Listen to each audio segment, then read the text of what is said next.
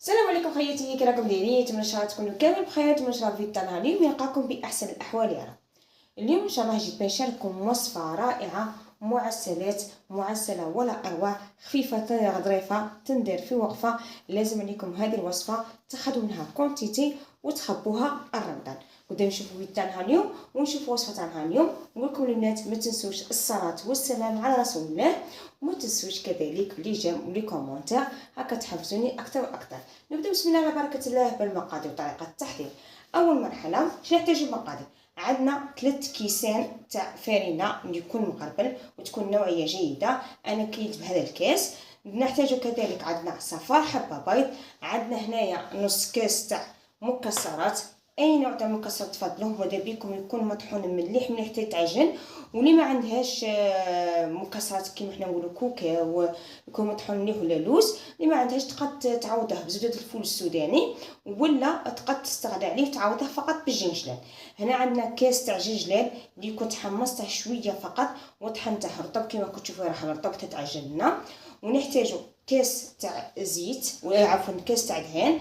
تبغي ديري كاس تاع دهان كامل، تبغي ديري نصه دهان ونصه زيت، تبغي ديري كاع زيت لك الاختيار، بصح نصه زيت ونصه دهان يجي اشباب. وعندنا هنايا الماء، خلط ما بين الماء وماء الزهر باش نلمو العجينه تاعنا. عندنا 2 مغارف كبار تاع خل، اي نوعيه تاع خل. عندنا بالنسبه باش نكهو هذا العجينه تاعنا كيما تشوفوا حبه الحلاوه، زريعه البسباس والقرفه، درت حوالي نصف ملعقه صغيره من كل نوع. ونحتاجو كيس خليط حلويات. صدقوني هذه المعسله روعه روعه روعه، وخصوصا كي تضيفوا لها هذه المنكهات تعطيها ذوق ولا اروع. نبدا بسم الله على بركه الله. طريقه التحضير. طريقه التحضير شنديرو؟ اول مرحله نجيبوا الفرينه. هنايا عندنا قلت لكم 500 غرام تاع طحين، ما يعادل 3 كيسان يكونوا بومبي تاع فرينه اللي هو الطحين. نديروا فيه هنايا الجنجلان اللي كنت قلت لكم حمصته شويه وطحنته مليح حتى ولنا حتى كيما العجينه. ها تبغوا ديروا كاس، تبغوا ديروا نص كاس. انا من داك نبغي ذوق الجنجلان بزاف فضلت انني ندير كاع كاس. هنايا عندي لوز اللي كنت تاني طحنته مليح. هنا تبغوا ديروا كوكاو، تبغوا تستغنوا عليه، لازم عليكم يكون محمص. وعندنا هنايا تاني هذوك المنكهات، عندنا حبه الحلاوه وزريعه البسباس والقرفه. هنا بالنسبه للمنكهات تاعنا لازم علينا نغربلوهم صف هكا بالصفايه. انا ديجا اللي مغربلتهم بصح تزيدي غربلوهم مليح. هنا الاخوات ماذا بيكم نطلب منكم حاجه فقط، دعموني بلي لايك ولي جيم. اني نشوف لي فيديو تاعي راهم صراحه راهم طايحين بزاف، ماذا بيا دعموني هكا باش تشجعوني اكثر واكثر. اول مرحله اش غادي ندير؟ نخلط هادو المواد الجافه كامل مع بعض حتى يتخلطونا مليح هذاك الخليط كيما تلاحظوا. خلطوهم مليح، حاولوا ان على بها قلت لكم نطحنوا مليح هذاك الجنجلان مع داك اللوز باش كي نخلطوا الخليط تاعنا يجينا العجينه تاعنا تجينا لوس.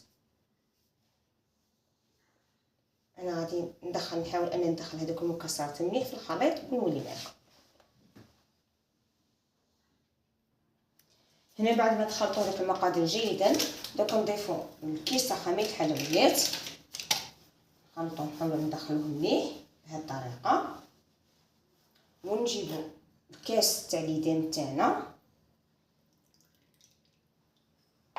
وهذيك 2 مغارف تاع خل. نحاولوا اننا نبسوا الخليط تاعنا جيدا بهذا الليدان بهذه الطريقه. هنا الكميه تاع الطل تاع فرينه طلعنا كونتيتي كبيره، ثم باغي تضاعفوا المقادير كل وحده واش تبغي. هكا نحاولوا ان نبسوها مليح بهذا الشكل.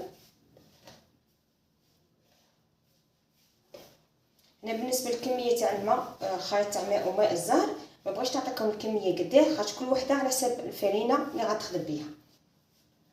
بهذه الطريقه بعد ما تبسنا الخليط تاعنا مليح وتاكدنا هذاك الفرينه شربت كامل هذاك الليدان، دوك نولوا مع مرحله باش نلمو الخليط تاعنا بهذه الطريقه.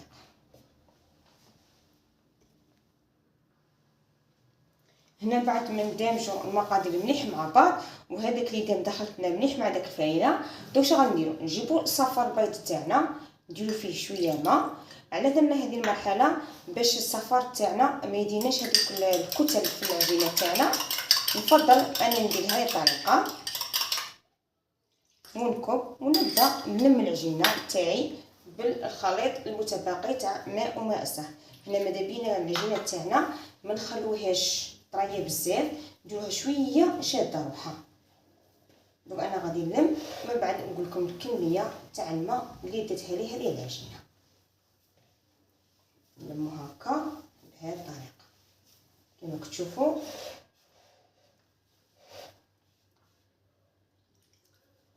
العجين تاعكم ما لازمش عليكم يكون طري بزاف، لازم ليه يكون شاد روحه باش يعاوننا في الخدمه. هذه من الاحسن الاخوات اللي يكونوا لاهيين يكون عندهم تربيه ولا تخبي هذه الطريقه تاع عجين العجينه تاعك وتخليها تبات ليله كامله، ومن بعد غادي من داك تقيها طلقه روحها وتخلي بها عادي هكا بهذه الطريقه. ما تخافيش منها، اللي بغيتي تعجنيها عادي بهذا الشكل. كما كتشوفوا الكميه تاع الماء درت كاس الا ربع، بقات منه شويه. على بها بالنسبه للاخوات اللي كيلتي بالكاس يكون معمر بقات تدخل لك غير نص كاس فقط تاع الماء. هذه هي العجينه تاعنا اللي تحصلنا بها. وهذه المعسلات مليح في رمضان كما نعرفوا السهرات الرمضانيه تقدموها. انا اش غادي ندير؟ العجينه تاعي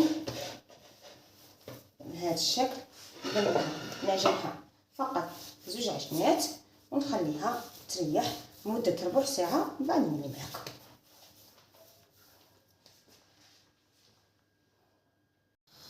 هنا بعد ما شكلت كامل الحبات كما راكم تشوفوا. هنايا كاينه ملاحظه اخوات باش تاكدوا بلي الحلوه تاعكم نسقت لكم. هنا اول حاجه تطلوا شويه بياض البيض اللي بقى لكم ولا ماء وتلصقوا مليح هكا. وثاني حاجه لازم لكم هذه الحلوه خلوا واحد 15 دقيقه حتى نص ساعه تشدوها مليح على كان تبداو تقلبوا. هنايا درك راه في وقلات درت فوق النار درت شويه زيت حتى يحمى مليح، وانا ناقصه الغاز باش نبدا نقلي المعسلات تاعي. في نفس الوقت انا موجده هنايا الحسن وموجده الكسكس باش تصفوا فيها المعسله. اول حاجه نديرو نبداو بسم الله نسيو برا الزيت تاعنا ولا شدناه صايح ما نبداو نقلو في الحبات. ثاني كاينه حاجه لازم لكم تقلوها على نار قليله باش نتاكدوا بلي طابتنا حتى للداخل. انا غادي نكمل بهذه الطريقه نقلي كامل الحبات ونولوا مع بعض باش نعسلوه.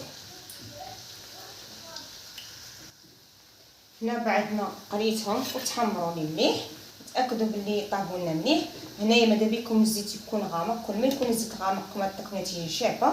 وقلت لكم ناكدوا ونعاود لازم عليكم تنقصوهم الغاز باش يطيبوا لكم حتى للداخل هكا بهذا الشكل. ونحطوهم ديريكت في الحسل اللي يكون بارد ويكون ثقيل.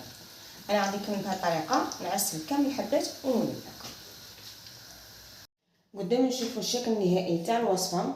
بغيت نعرفكم على واحد الاخت اللي تكون هاويه في صناعه الفخار. صراحه كما كتشوفوا الفخار يعبر على نفسه. هذه الاخت هاويه تصنع الانواع العديده من الفخار ودير لكم اشكال متنوعه. وصلني هذا السيرفيس من عندها. هنا بالنسبه للاخوات اللي يبغوا هذا السيرفيس تاعها. هذا السيرفيس بالنسبه للاخوات كما نعرفوا شهر رمضان راه على الابواب، نبغوا نقدموا حاجه تكون حاجه بريزونطابل وحاجه كما حنا نقولوا التقليديه. هذا تقدري تقدمي فيه المعسلات كما هنايا الاخوات يبغوا يديروا تمر ولا حاجه خفيفه معسلات خفيف فقط. وهنا كذلك الاخوات كي تكون اللمه ما تحلاش لمه رمضان بدون الافراد العائله. تقدر دير فيه طبق تقليدي، تقدر دير فيه بركوكس، تقدر دير فيه الطعام، تقدر حاجه ولا اروع. بس الاخوات المهتمات دوك نخلي لكم الرابط تاعها في صندوق الوصف تاع لاباج تاعها اللي يسموها هذه البركليتي، وثاني لاباج تاع التيك توك تاعها. وكذلك نعطيكم رقم الهواتف تاعها وعندها التوصيل 58 ولايه. هنا دوك بعد ما عرفتكم هذه التحفه الفنيه صراحه. عندها جميع الالوان، عندها في اللون الابيض، عندها كذلك في اللون الاسود. تاني الاخوات اللي بغاو يديروا نفاس يكون عندهم عقيقه ولا، عندها في اللون الازرق وفي اللون الوردي. دوكا نخليكم جميع التفاصيل باش تواصلوا مع الاخت في صندوق الوصف. ونروحوا دروك نشوفوا الشكل النهائي تاع الوصفه تاعنا. وكان هذا هو الشكل النهائي تاع المعسلات تاعنا بعد ما قدمتها في هذا الاطباق التقليديه الرائعه. كما كتشوفوا هنايا تاني وفرت لكم بمناسبه دخول رمضان، درت لكم تاع رمضان كريم. نروحوا نشوفوا المعسلات تاعنا. شوفوا كي جات دايره، صراحه جات ولا اروع بعد ما زينتها بشويه كوكاو ولا اللوز اللي عندكم. هنايا نوريكم الحبه تاعها، هنايا تعسلوها فقط تحسيله وحده وتجيكم ولا اروع بعد ما عسلتها وزينتها بشويه جلال. هنا بالنسبه للاخوات الطقم تاع رمضان كريم تاني كان متوفر في اللون الاسود. شوفوا اللون الاسود تاني انا بس انا صراحه نبغي اللون الابيض، لكن اخترت هذا السيرفيس. نقسم لكم المعسله تاعنا. شوفوا كي تجي معسله تدخل. عندي ملاحظه فقط، الاخوات كي تبغوا تخدموا هذه المعسله لازم عليكم كل ما تبغوها مقرمشه كل ما ترقوا العجينه تاعكم باش تعطيكم نتيجه رائعه وتجيكم معسله ولا اروع. قدامنا نخدموا فيديو تاعنا اليوم. نتمنى ان شاء الله تكون خفيفه ظريفه عليكم. نتمنى ان شاء الله عجبتكم هذه الوصفه. دونك ما عليا نقول لكم الى الملتقى الى وصفات اخرى ان شاء الله.